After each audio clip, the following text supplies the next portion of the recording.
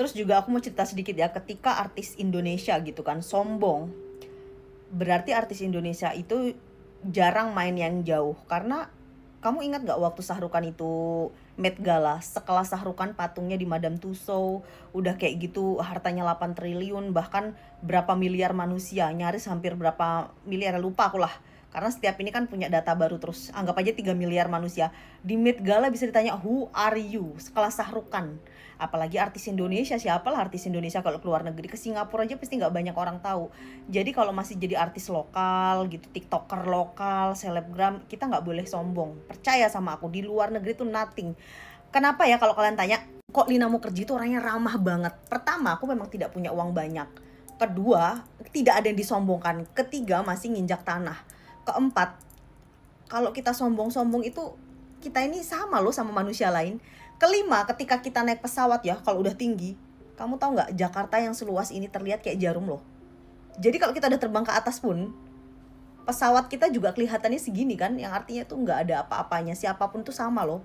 Kalau udah naik pesawat yang paling tinggi tuh tetap kecilnya seberapa.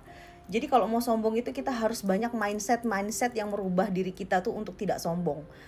Artinya tuh kalau orang sombong itu berarti kan merasa wow, merasa yang paling tinggi. Padahal kalau keluar negeri, karena aku tuh kan sering ya kayak kemana-kemana, jadi aku bisa paham orang terkenal di Singapura belum tentu orang Indonesia tahu, orang terkenal di India belum tentu orang Amerika tahu. Padahal yang orang Amerika sendiri kayak Ariana Grande yang benar-benar terkenal ya, kayak misalnya Beyonce, terus kayak Kim Kardashian, itu mereka tuh malah baik banget loh. Jadi gini, aku pernah punya temen gitu kan, dia jalan-jalan kayak ketemu Kim Kardashian gitu, terus ada juga teman-temanku lain yang ketemu ini itu. Dia ceritanya tuh malah orang yang bener-bener terkenal banget itu down to earth. Makanya Tuhan memberikan mereka terkenal dengan uang banyak karena hati mereka tuh baik. Mereka tuh layak untuk mendapatkan itu. Nah kalau di Indonesia baru terkenal sedikit, ya ampun, songongnya minta ampun, tuh udah kayak nggak nginjak tanah.